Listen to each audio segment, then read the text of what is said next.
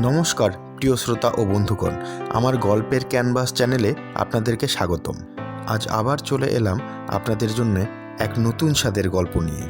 আশা রাখছি আমার গল্পের স্পর্শ আপনাদের মনে শিহরণ জাগাতে সক্ষম হবে। তাহলে শুরু করছি আজকের গল্প স্পর্শ। ও আরেকটা কথা, আমার গল্পের নিয়মিত আপডেট পেতে অবশ্যই আমার এই চ্যানেলটি সাবস্ক্রাইব করে রাখবেন এবং গল্পটি ভালো লাগলে কমেন্ট করবেন, শেয়ার করবেন এবং বেল আইকনটি প্রেস করে আমার সাথে থাকবেন। তবে চলুন শুরু করা যাক আজকের গল্প স্পর্শ। আজ আমি যে গল্পটি আপনাদের সামনে নিয়ে এসেছি সেটি আমার নিজের লেখা গল্প নয়। এই ঘটনাটি ঘটেছিল আমার এক কাকিমার বাবার বাড়িতে। তার মুখ থেকেই শোনা আমার এই গল্পটি যথাসম্ভব তার মতন করে গুছিয়ে বলার চেষ্টা করছি। ভুল ভ্রান্তি হলে একটু ক্ষমা সুন্দর দৃষ্টিতে দেখবেন। ঘটনাটি ঘটে অবিভক্ত বাংলার কুড়িগ্রাম নামক এক জায়গায়। গল্পের চরিত্রের বংশধররা এখনও বর্তমান থাকায় চরিত্রের নামগুলো পরিবর্তন করলাম। সেই সময় অবিভক্ত বাংলার কুড়িগ্রাম নামক জায়গার এক গ্রামে বসবাস করতেন সাহা পরিবার। পরিবারের কর্তা রতনবাবু, তার স্ত্রী সুমতি, তার 10 বছরের ছেলে, মা বাবা নিয়ে ভরা পরিবার। কৃষিকাজ করে সাধারণত জীবিকা নির্বাহ করতেন সাহা পরিবার। তাদের বেশ কিছু জমি জমা ছিল, সেখানেই চাষাবাস করে ভালোভাবেই চলে যেত তাদের সংসার। শাক সবজি, তরি তরকারি, আলু পটল, ধান সবই ফলতো তাদের নিজেদের জমিতে। তাতেই তাদের খাওয়া ও বিক্রি করে বেশ 2 পয়সা আমদানি হতো। বেশ ভালোভাবেই কেটে যেত তাদের জীবন। এক সময় রতনবাবু হঠাৎ অসুস্থ হয়ে পড়ে। তার চিকিৎসার দরুন বেশ কিছু জমিজমা বিক্রি করতে হয়। ক্রমেই রতনবাবু ধীরে ধীরে সুস্থ হতে থাকেন, কিন্তু তার চিকিৎসার জন্য অতিরিক্ত পরিমাণে টাকা পয়সা খরচ হওয়ায় তিনি প্রচণ্ড দুশ্চিন্তায় পড়ে যান। তার চিকিৎসার খরচ জোগাড় করতে অনেক জমিজমা বিক্রি করে তাদের প্রায় পথে বসার মতন অবস্থা হয়েছিল। একটু সুস্থ হয়ে রতনবাবু নতুন উদ্যমে নিজের হারানো সম্পদ উদ্ধার করতে দিনরাত হাড়ভাঙা খাটুনি করতে শুরু করে দিলেন। এদিকে তার অসুস্থ শরীর এত চাপ নিতে পারল না। একদিন দুপুরবেলা চড়া রোদে কাজ করতে গিয়ে হঠাৎ অসুস্থ হয়ে পড়েন আবার। সকলে মিলে ধরাধরি করে বাড়িতে নিয়ে আসেন রতনবাবুকে। কোনো রকম চিকিৎসার সুযোগ না দিয়েই মারা যান রতনবাবু। পরিবারে নেমে আসে শোকের ছায়া। হঠাৎ কোথা থেকে কিভাবে কি হয়ে গেল কোনো কিছুই বুঝতে না পেরে পরিবারের লোকজন কান্নায় বিহ্বল হয়ে পড়েন। দূর দূরান্ত থেকে আত্মীয় স্বজন আসতে এবং মৃতদেহ সৎকারের ব্যবস্থা করতে প্রায় সন্ধে হয়ে গেল। পাড়ার লোকেরা মৃতদেহ সৎকারের ব্যবস্থা করে মৃতদেহ খাটিয়ায় তুলে বল্ল হরি হরি বলে যেই না শ্মশানের দিকে পা বাড়িয়েছেন, হঠাৎ 4 জনের কাঁধে থাকা খাটিয়ার উপরের মৃতদেহটি শটান উঠে বসলো আর বলল, এই তোরা আমাকে কোথায় নিয়ে যাচ্ছিস?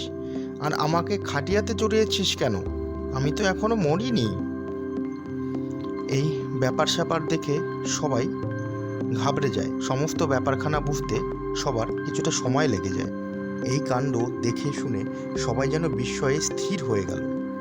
আর যে যেদিকে পারে ত্রাহি রব তুলে সব দৌড়ে পালালো। খাটিয়া ধরা লোকগুলো কোনো ক্রমে খাটিয়া ফেলে দিল ছুট। সাহসী যে কয়েকজন লোক ছিল তারা আর পরিবারের লোকেরা মিলে ডাক্তার ডেকে রতনকে পরীক্ষা করল। ডাক্তার বলল, মেডিকেল সায়েন্সে এরকম অহরহ ঘটনার বর্ণনা আছে। আসলে কখনো কখনো হৃদযন্ত্র বিকল হয়ে শরীরের যাবতীয় কাজকর্ম বন্ধ হয়ে যায়, কিন্তু শরীর মৃত থাকলেও মস্তিষ্ক তার কাজ চালিয়ে যায়।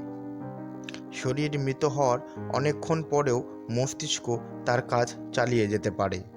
রতনবাবুর ক্ষেত্রে হয়েছে কি, তার হৃদযন্ত্র বন্ধ হয়ে যাওয়ার পর পুনরায় কোনোভাবে তার হৃদযন্ত্র আবার কাজ করতে শুরু করে। তখনই তার দেহে প্রাণের সঞ্চার হয় আর তিনি উঠে বসেন খাটিয়া থেকে, যা দেখে আপনারা সবাই ভয় পেয়ে গেছিলেন। আমার ডাক্তারি জীবনে আমি অনেক শুনেছি এরকম ঘটনা। রতনবাবু, আপনি খুবই ভাগ্যবান, দ্বিতীয়বার প্রাণ ফিরে পেলেন। এবার সাবধানে থাকবেন, যেভাবে বললাম সেভাবেই চলবেন আর নিয়মিত ওষুধগুলো খাবেন, কেমন? দেখবেন ঠিক আগের মতন ফিট হয়ে যাবেন আপনি।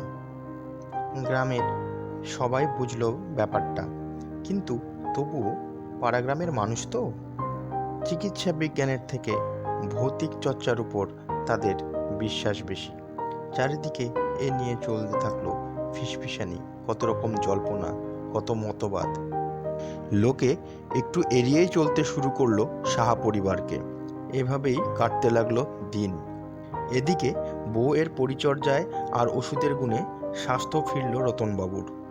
তবে গিন্নি লক্ষ্য করল কেমন যেন পাল্টে গেছে কর্তার ব্যবহার।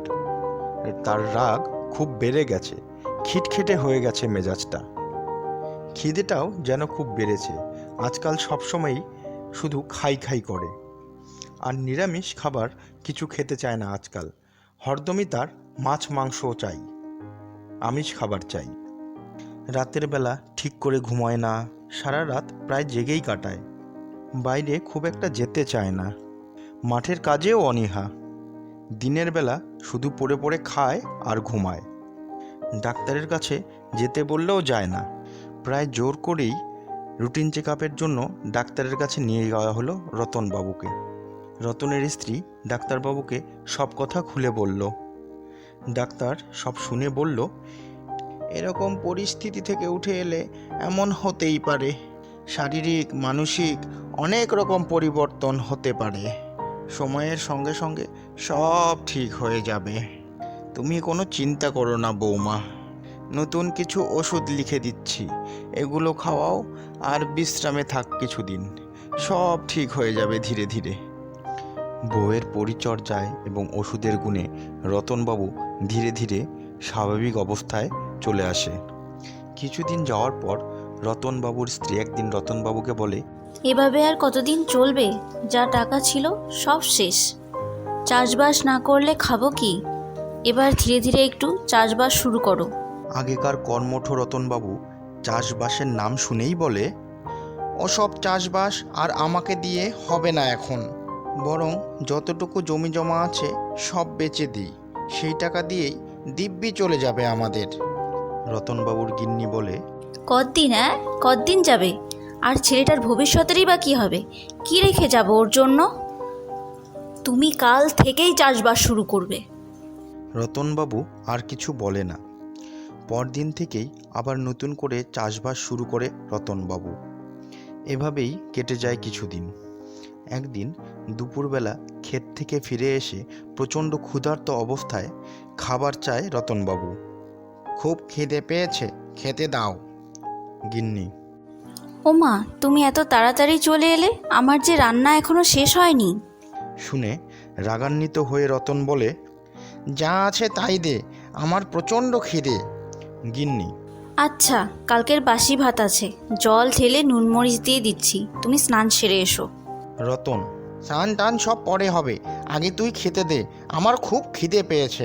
আর কথা না বাড়িয়ে রতনকে খেতে দেয় রতনের স্ত্রী সুমতি। খেতে খেতে এক টুকরো লেবু চায় রতন। গিন্নি বলে, লেবু তো ঘরে নেই, উঠোনের গাছ থেকে এনে দিচ্ছি, তুমি ধীরে খাও ততক্ষণ। সুমতি লেবু আনতে চলে যায়। এদিকে তখন জল তেষ্টা পায় রতনের। কাছে পিঠে জল না পেয়ে রান্নাঘরের দিকে দূরে একটি জালার দিকে হাত বাড়ায় রতন। অদ্ভুতভাবে সেখানে বসে থেকে ধীরে ধীরে জলের কুজোর দিকে এগিয়ে যেতে থাকে তার হাত। ক্রমশ লম্বা, আরও লম্বা, আরও লম্বা হতে থাকে তার হাত।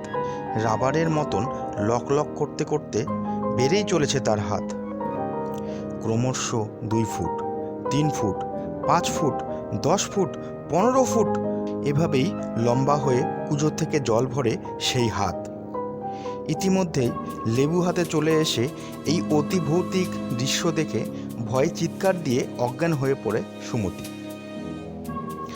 পরে সবাই সুমতির চিৎকার শুনে এসে দেখে রান্নাঘরের মেঝেতে অজ্ঞান হয়ে পড়ে আছে সুমতি, আর তার অন্যদিকে খাবার পাতে পড়ে আছে রতনের প্রাণহীন মৃতদেহ।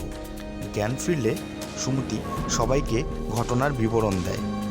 সবাই ভয়ে আতঙ্কে ডেকে নিয়ে আসে সেই অঞ্চলের গুণিনকে।